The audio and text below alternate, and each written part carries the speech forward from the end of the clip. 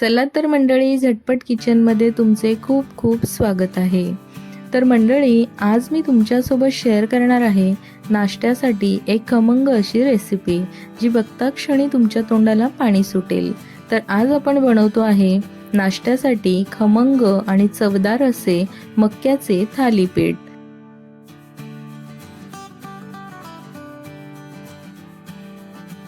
थालीपीठसाठी लागणारे साहित्य बघूया. 2 मक्का घेतले आहेत आपण. गोड मक्का आहे, याचे आपल्याला आता दाणे सोलून घ्यायचे आहेत. मक्याचे दाणे आपण सोलून घेतले आहेत, बघू शकताय तुम्ही. त्यानंतर एक मोठा कांदा चॉपरमध्ये छान बारीक चिरून घेतलाय. हिरवीगार अशी कोथिंबीर वाटीभर कापून घेतली आहे. 1 चमचा लाल तिखट आणि 1 चमचा हळद घेतली आहे. अर्धा चमचा जिरे, अर्धा चमचा धने, 1 छोटा आल्याचा तुकडा, 7 ते 8 लसूण पाकळ्या आणि 5 ते 6 हिरव्या मिरच्या घेतल्या आहेत. आता आपण वाटण करून घेणार आहे.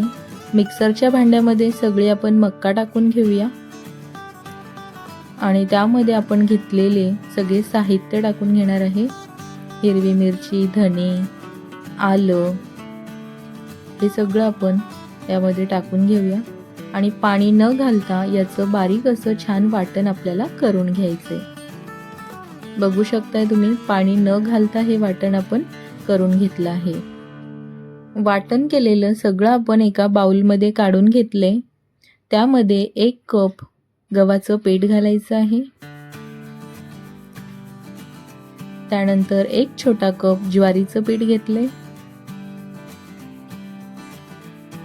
1 छोटा कप तांदळाचं पीठ घेतलंय आणि सेम कप 1 कप आपण बेसन पीठ घेतलं आहे.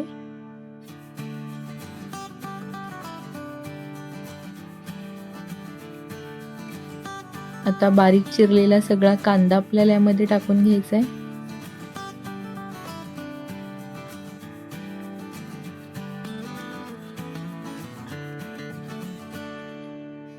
त्यानंतर मिरची आणि हळद टाकून घेऊया.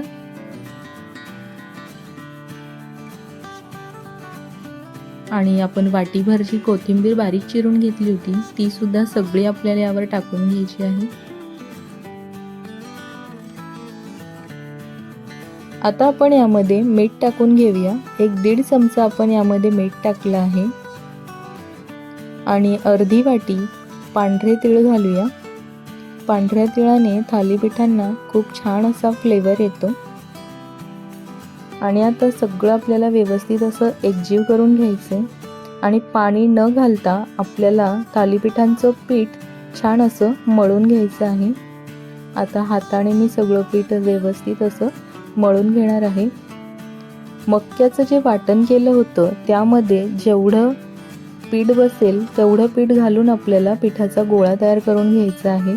पाण्याचा एकही थेंब आपण यामध्ये वापरलेला नाहीये. छान असं पिठाचा गोळा आपण तयार करून घेतला आहे. थालीपीठ थापण्यासाठी 1 कॉटनचा कपडा आपण ओला करून घेतलाय. यावर आपण थालीपीठ थापून घेणार आहे. पाण्यामध्ये असा बोट बुडवायचा आहे आणि थालीपीठ थापण्यासाठी असा एक गोळा काढून घ्यायचा आहे. थालीपीठ आपण लाटणार नाहीये, थापून घेणार आहे. बघा, या पद्धतीने बोटांना असं पाणी लावायचंय आणि थालीपीठ छान असं थापून घ्यायचे.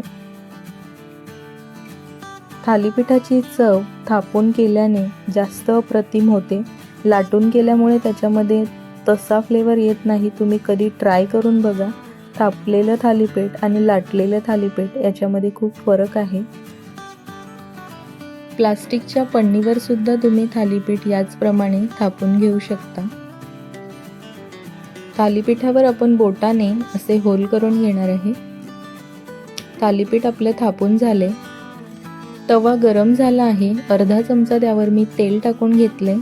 आता आपण त्यावर थालीपीठ टाकून घेऊया. असं कपड्यासोबतच थालीपीठ आपल्याला यावर टाकायचं आहे आणि अलगद त्यावरून असा कपडा काढून घ्यायचा आहे.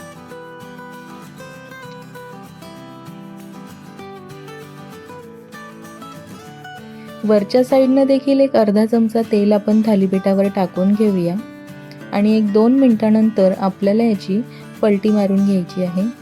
2 मिनटं झाले आहेत. आता आपण याची पलटी मारून घेऊया आणि पुन्हा 2 मिनटाच्या नंतर आपल्याला परत याची पलटी मारायची आहे. गॅसची फ्लेम आपण अगदीच लो ठेवलेली आहे. थालीपीठ आपलं आतपर्यंत छान असं भाजून निघालं आहे.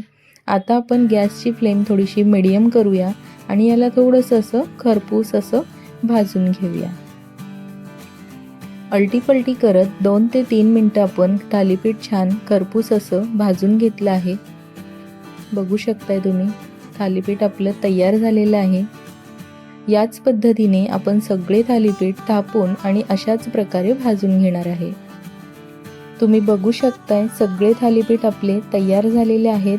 कलर बघा खूप सुंदर आपल्या थालीपीठांना आलेला आहे आणि खरपूस भाजल्यामुळे ना या ठिकाणी अतिशय सुंदर सुगंध त्याचा सुटलेला आहे.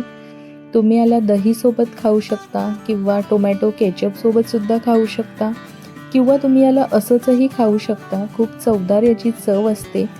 तर मंडळी, आजचा व्हिडिओ आवडला असेल तर व्हिडिओला लाईक करा, शेअर करा आणि कमेंट करा. आणि अजून जर तुम्ही आपल्या चॅनलला सबस्क्राईब केलं नसेल तर झटपट किचनला पटकन सबस्क्राईब करा.